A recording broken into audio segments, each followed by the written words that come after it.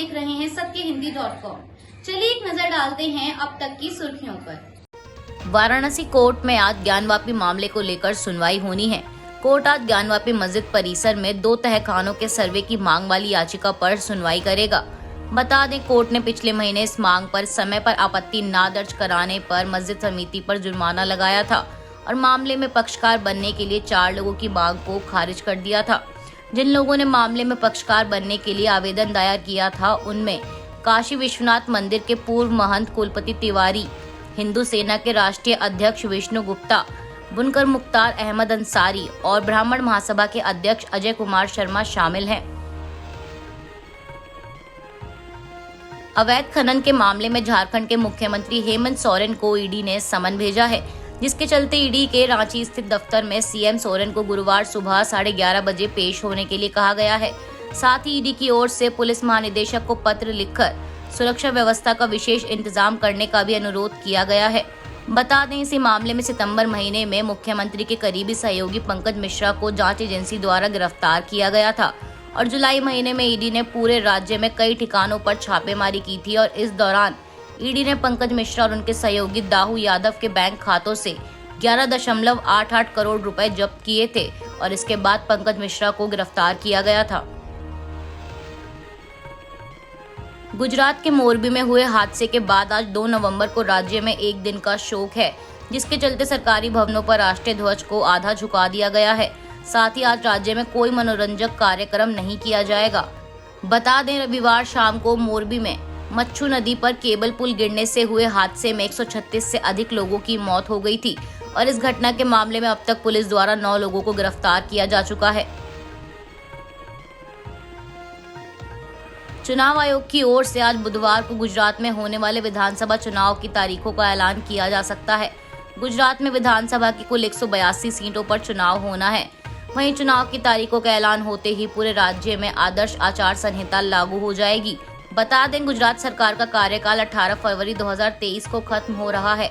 गुजरात में इस समय बीजेपी की सरकार है, ऐसे में इस बार वह अपनी सत्ता को बचाने के लिए चुनावी रण में उतरेगी। तो वहीं कांग्रेस मुख्य विपक्षी पार्टी भी चुनावी मैदान में भाजपा को टक्कर देने के लिए अपनी तैयारियों में लगी है। लेकिन खास बात यह है कि इस बार राज्य में आम आदमी पार्टी भी मजबूती से अपना प्रचार कर रही है। बता दें, आम आदमी पार्टी की ओर से 13 सीटों के लिए उम्मीदवारों की लिस्ट जारी की जा चुकी है।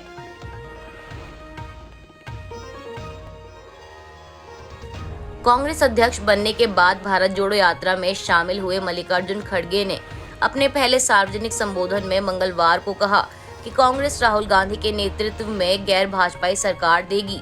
खड़गे ने कहा कि अगर कोई गैर भाजपाई सरकार लाएगा तो राहुल गांधी के नेतृत्व में, कांग्रेस के नेतृत्व में हम यह करेंगे।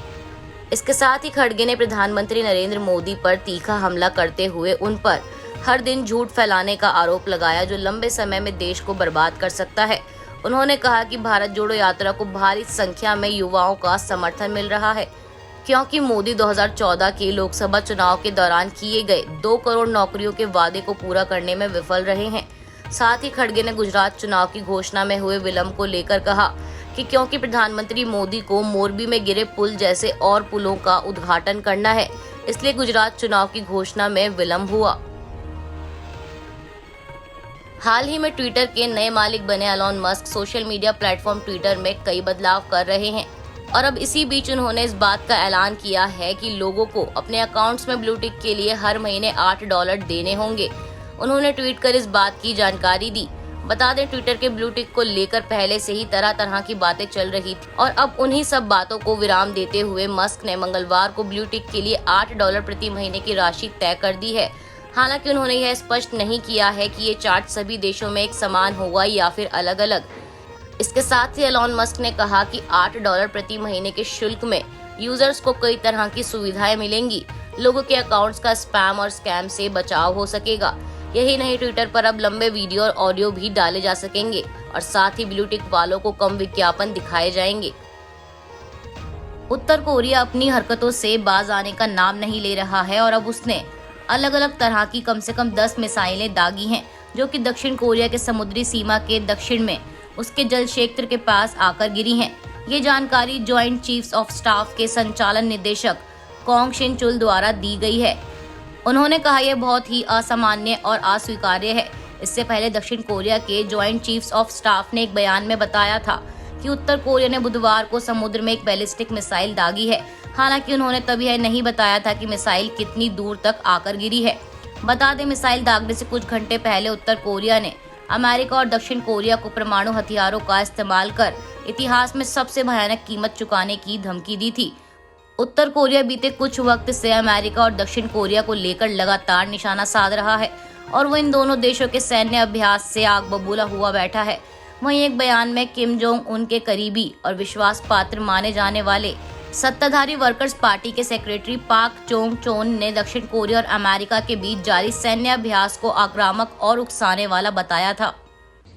आज के लिए बस इतना ही। बाकी की खबरों के लिए जुड़े रहिए सत्यहिंदी.com के साथ।